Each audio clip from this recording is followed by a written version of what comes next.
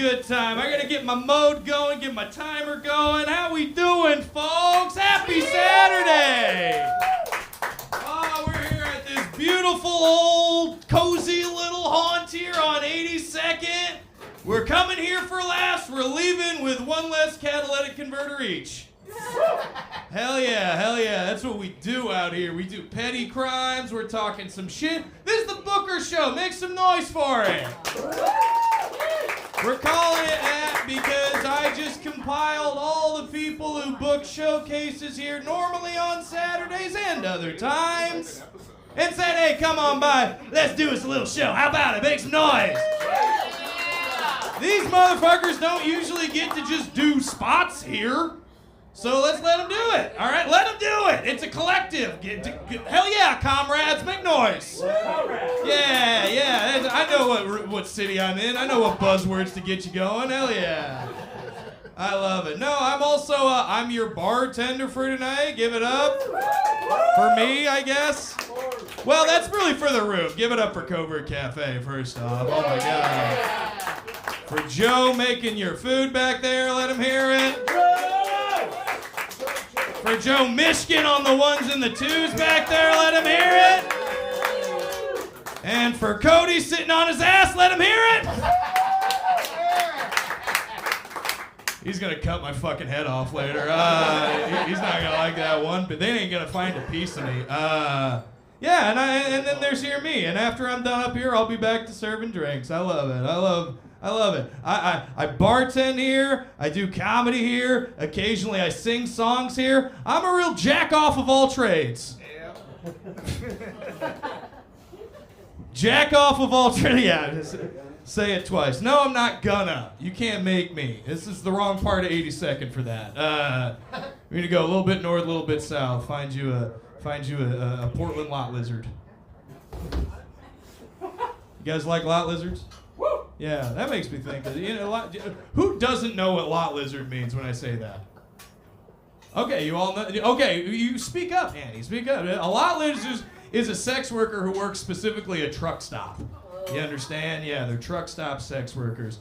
Or hookers. You know why we call sex workers hookers? This is an interesting historical fact. I meant to do this. I planned out a set. Is that we call them hookers because in the Civil War, there was a general on the Union side who employed a roving band of sex workers to follow his army around camp to camp so that the dudes in the army would always have someone to fuck, and his last name was Hooker, so now we call them hookers. Now, do you know how many prostitutes this man had to have at his beck and call at any time for us to learn that name for that profession and then now have to unlearn it? How many? A lot! How many? That would be like if we called scream comedy Mattoxing. That's not what it is, though. Mattoxing's actually when you turned out a lucrative job offer while taking a shit. That's what Mattoxing is. Yeah, it's pretty fun. It's a good time. No, I think that's a good thing. General Joseph Hooker employing all of those sex workers at that time. You know why? And this next thing isn't a joke. This is just a fact, I think. An army that has prostitutes nearby is an army that doesn't rape. Yeah. Think about it. To my knowledge, armies have never been allowed that since, at least not U.S. armies, and those boys got into some shenanigans. Made my boss laugh, that's all I care about. I don't need the rest of you to like it. And these women, Civil War era sex workers, these women were troopers, all right? Can you imagine? All those dudes were eating was coffee and hardtack. Can you imagine what their semen looked like? These poor women are just getting Parmesan cheese blown all over their corsets. Hey, our food here is really good, guys. Some of the best food in Portland right here. And nothing with Parmesan on it. Oh, I love it. I love working here. I'm wearing my overalls tonight. Yeah, I'm a working man. Clap for the bibs. Clap for the... Yeah, working man, comrades. I look also like, I look quite a bit like a serial killer. I understand that. I'm okay. I look like 5 of the worst ones smushed together, frankly. It's a little bit of Gacy, a little bit of Dahmer. No Bundy. He was the handsome one. I don't got that. Yeah, I don't actually think. I think he's only Ted Bundy's only handsome by serial killer stand. He's a serial killer 10 in a world of 5s. You understand? It's a low bar, you know. I'm no Teddy Boy Bundy. I'm more John Gaines Waitsy. Hey-o. He was fat, and so am I. Hey-o. He's also from the Midwest. You know John Wayne? You guys know John Wayne Gacy? You know that guy, the killer clown? You know, a lot of people think the worst thing about him is that he, dressed up as a clown for children's birthday parties while he was an active serial killer. I disagree. I think the worst part's all the rape and murder.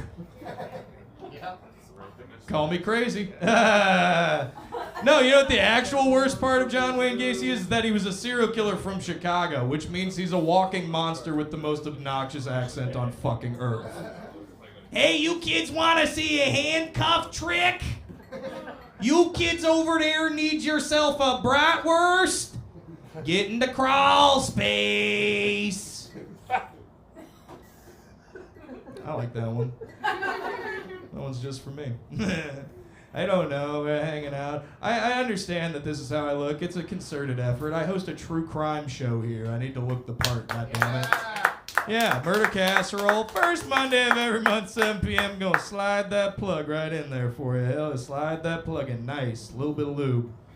More lube than you need makes it easier. If you think you have enough lube, put more on.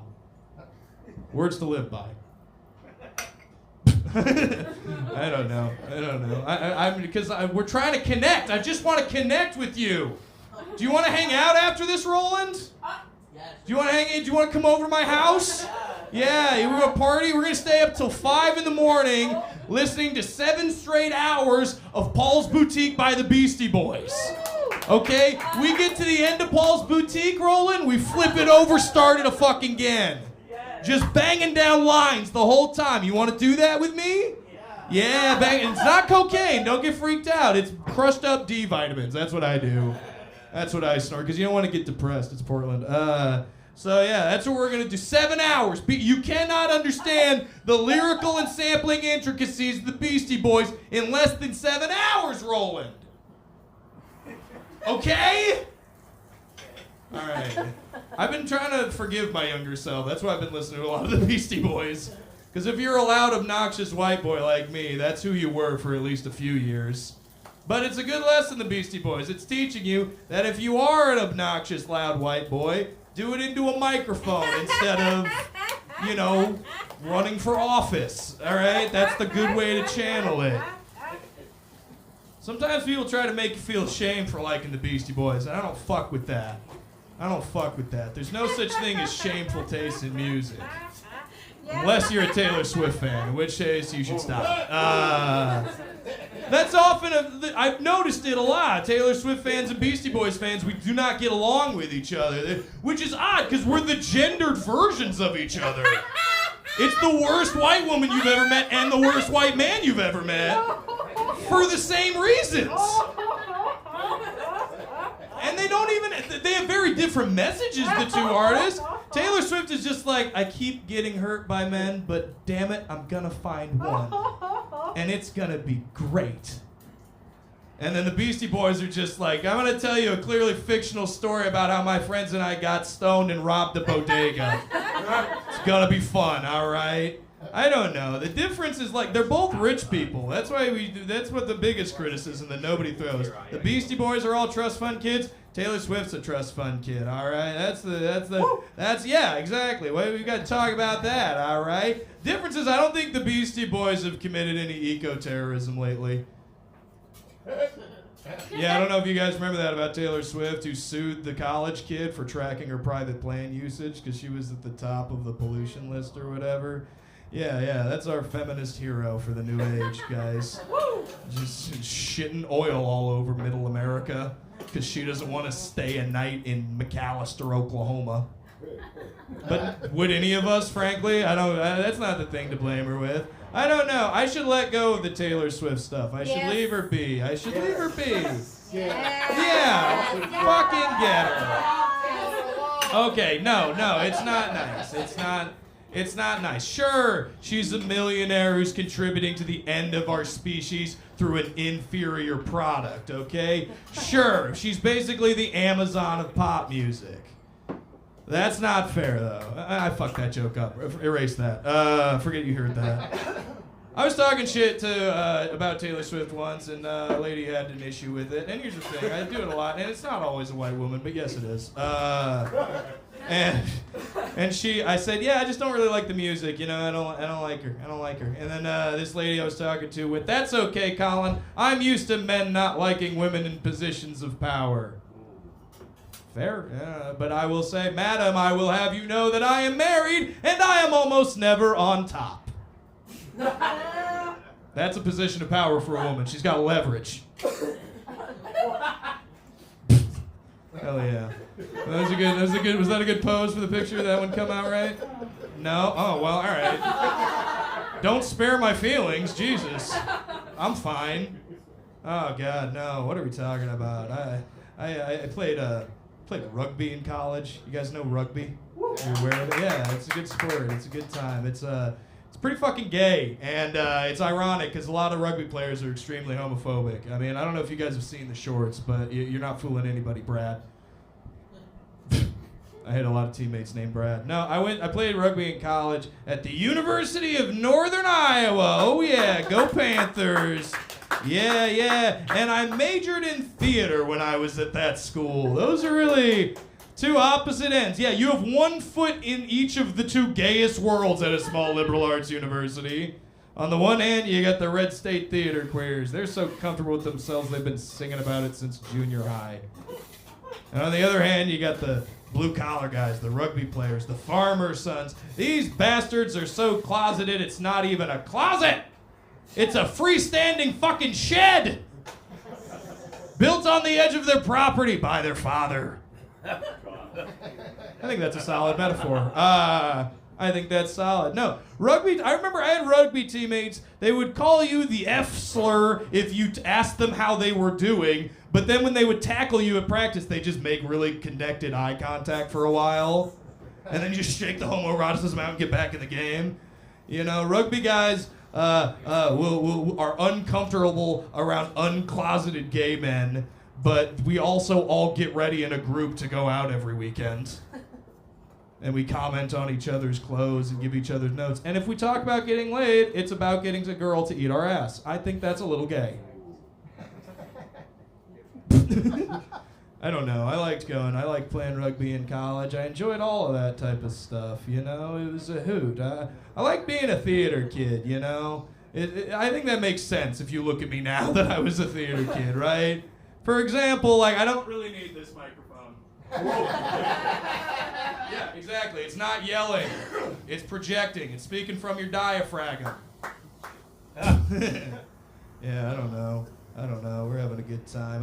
I'm going to tell a quick story. I wasn't always a bartender. When I first moved to Portland, I was a janitor at the big theaters downtown. Yeah, the Schnitzer, yeah, and the Keller Auditorium and those kinds of places. And one day, there was a big orchestra performance for elementary school age kids, right? After lunch, they come in, they had lunch in our lobby, I had to clean all that up, and then they go into the theater after to watch the performance. And 5 minutes into this classical music performance, that, by the way, none of them fucking wanted to be at. I don't know why that was a field trip. I know we're trying to make cultured kids out here in the PNW, but they just want to smash rocks on their computer, okay? Just let them do that. 5 minutes into the performance, kid throws up. I get a call on the walkie. I gotta go clean it up. I get my bucket, my gloves, my sprays and everything. I'm in there. It's running down the concrete steps of the fucking theater. And I'm just getting what I can. It's dark. I've got my cell phone flashlight perched on a seat so I can do my job. And I hear all the kids tittering behind me. They're going, ew. Yeah. It's a weird term to use for kids. They were talking about my tits. They're going, ew, gross, teacher, why is the mustache man sweating so much? And then I hear the teacher go, behind me, I hear her say, see, kids, this is why you do well in school and go to college so that you don't have to. And I cut her off. I just went, hey, fucking cunt in the cardigan, I did go to college for theater. I'm technically in my field right now. And I'm putting up with your privileged ass. A teacher looking down on a janitor? Get fucked. That makes me mad. I was making more money than her. Pointedly, and also a mop bucket has never tried to fucking shoot me. Yeah, I ended it on a downer. That's to wake you all up, all right? We're confronting you with my art, all right? I'm a fucking artist. There we go, all right, yeah. That's a good ending point to any stand-up set. Is the performer yelling, "No, I'm an artist!" All right, let's keep this old rigor rolling. We're doing shotgun style. It's gonna be fun. So I'm gonna bring your next comic up here.